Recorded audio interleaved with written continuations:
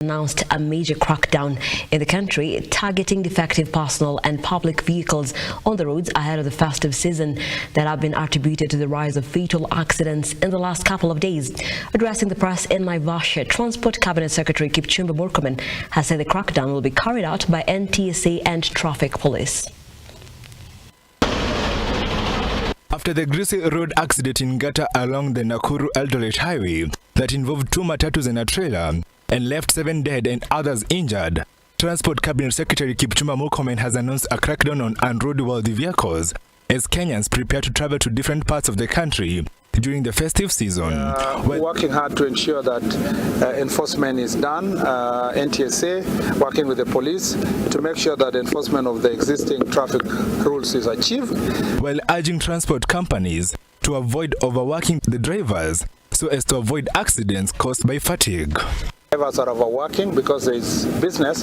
The business owners are pushing drivers too much because of the business that is there.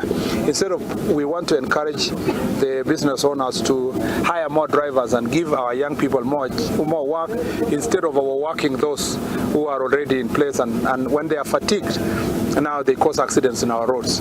Again, that is an area that we must work with the associations to ensure that we achieve that. Further, Murkomen has urged passengers not to allow incompetent and drunk drivers to ferry them so as to avoid loss of lives, urging them to take action immediately.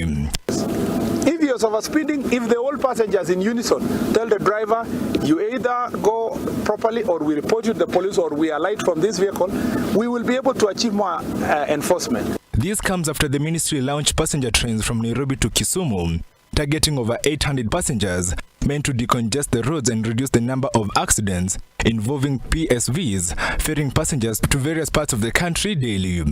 Every day, they will carry people from Nairobi to Kisumu. One train will carry about 800 people. So 800 people would have been, if you get 14-seater matatus, you will need about 80 of them, to carry, more than 80 actually, or about 80 to carry people to Kisumu. Now, one train will do that. And if you book early and the demand goes higher, we can also increase the number of trains based on demand. Murkomen has said the SGL train to Mombasa is also fully booked during the festive season, though plans were underway to increase the number of coaches. Edwin John Mukora, look up.